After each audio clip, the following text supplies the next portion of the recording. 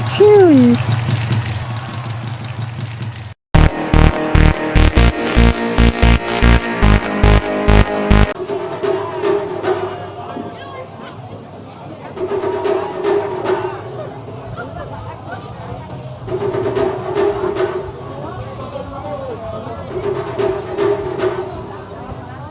Babylon, the mightiest empire the world had ever seen, a land of gold and glory, of power and pride. But for 3 young men far from home, it was about to become a place of impossible choices.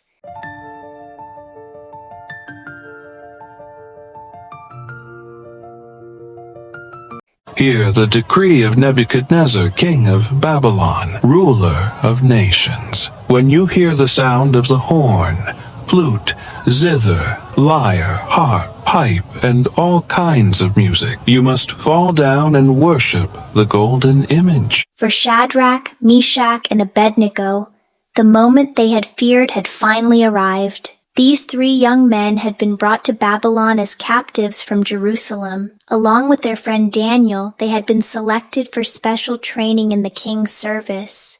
But though they served in Babylon, their hearts belonged to a different king. Another decree from the king. He's demanding even more tributes from the western provinces. The empire grows more powerful every day. And Nebuchadnezzar grows more proud with each victory. The king requests your presence at the royal council immediately. My dream troubles me still.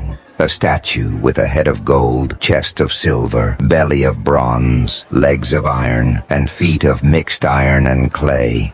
Each part representing a kingdom with mine, Babylon, than head. But why should my kingdom ever fall? Why should gold give way to lesser metals? I will build a monument to Babylon's eternal glory. A brilliant idea, Your Majesty.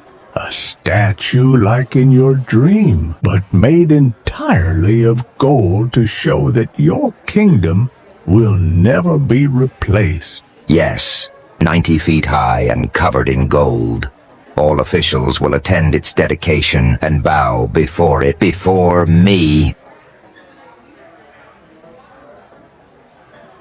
For weeks, the king's workers labored to create the massive golden image.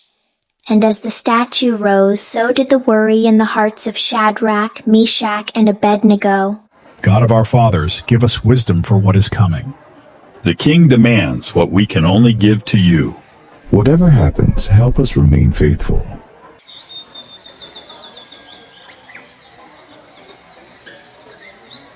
Today is the day of dedication, the day we must choose. Daniel is fortunate to be away on royal business in the eastern provinces. But we must face this test alone.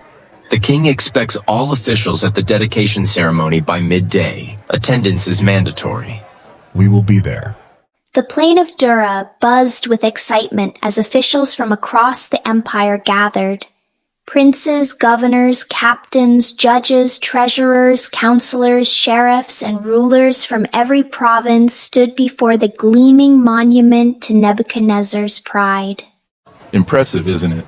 Nearly bankrupted the treasury to cover it in gold. It's certainly large. The king has spies everywhere today. Anyone who doesn't bow will be noticed.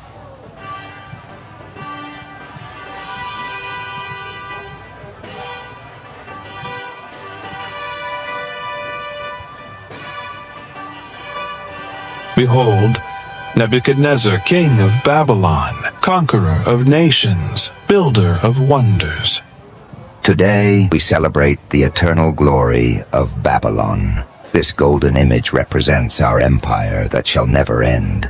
Hear the king's decree. When the music plays, everyone must bow down and worship the golden image. Whoever does not fall down and worship will immediately be thrown into a blazing furnace. This is the moment. Remember who we are and whose we are. God is with us, whatever comes.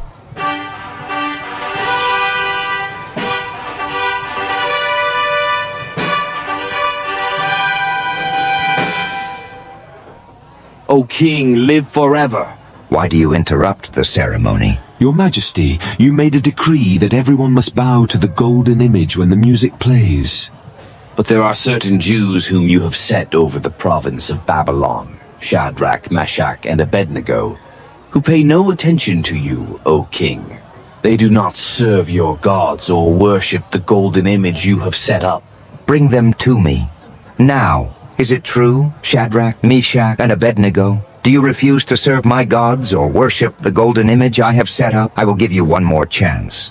When the music plays again, if you fall down and worship the image, all will be well. But if you do not worship it, you will be thrown immediately into the blazing furnace. Then what God will be able to rescue you from my hand? O Nebuchadnezzar, we do not need to defend ourselves before you in this matter. If we are thrown into the blazing furnace, the God we serve is able to deliver us from it. And he will deliver us from your majesty's hand. But even if he does not, we want you to know, your majesty, that we will not serve your gods or worship the image of gold you have set up.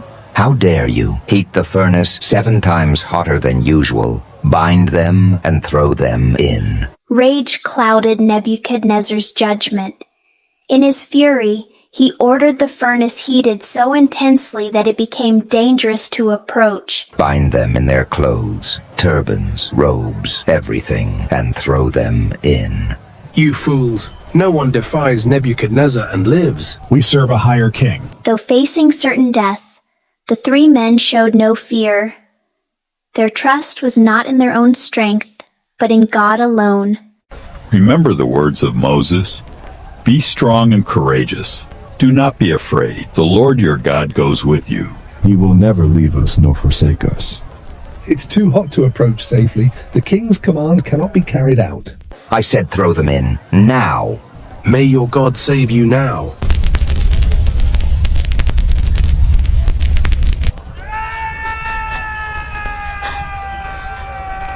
The men who took them in are dead from the heat. Did we not throw 3 men bound into the fire? Certainly, your majesty. Look, I see 4 men walking around in the fire, unbound and unharmed, and the fourth looks like a son of the gods, Shadrach, Meshach, Abednego, servants of the Most High God. Come out. Come here. As the 3 friends emerged from the furnace, a hush fell over the crowd. The miracle was undeniable. This is impossible. Their clothes aren't even singed. Not even the smell of smoke. Praise be to the God of Shadrach, Meshach, and Abednego, who has sent his angel and rescued his servants. They trusted in him and defied the king's command and were willing to give up their lives rather than serve or worship any god except their own God. Therefore I decree that the people of any nation or language who say anything against the God of Shadrach, Meshach, and Abednego be cut into pieces, and their houses be turned into piles of rubble. For no other God can save in this way. You shall be promoted and honored even more highly in Babylon. Your God has proven himself true. We thank you, King Nebuchadnezzar, but the glory belongs to God alone. We did not stand firm to earn a reward. We stood firm because it was right. The crowd that had gathered to worship an idol found themselves in awe of the true God instead, the God who walks with his people through the fire. God didn't keep us from the fire, but he joined us in it and brought us through it unharmed. Isaiah's words have new meaning for me now. When you pass through the waters, I will be with you. And when you pass through the rivers, they will not sweep over you. When you walk through the fire, you will not be burned. The flames will not set you ablaze. Sometimes God delivers us from the trial. Other times he delivers us through it. But he never abandons us in it. Today, the fires we face may look different. Illness, financial pressure, peer pressure. The temptation to compromise our values for acceptance or advancement. The question remains the same. Will we stand firm in our faith when the pressure is on? Will we trust God, even if we don't know how our story will end?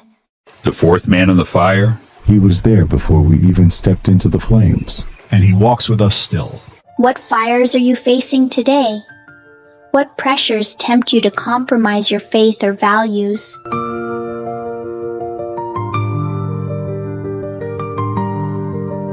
Where do you need God to walk with you through the fire rather than simply removing you from it? How might your faithful witness, like that of Shadrach, Meshach, and Abednego, impact those around you?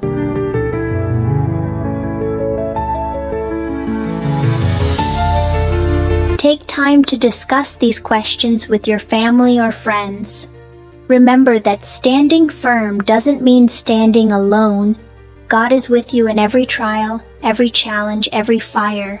Until next time, stand firm in faith. For the God who was with Shadrach, Meshach, and Abednego is with you too.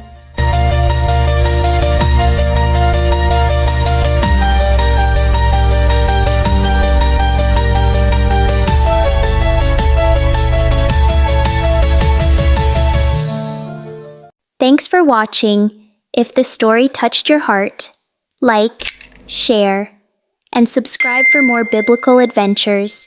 Stay blessed and see you in the next story.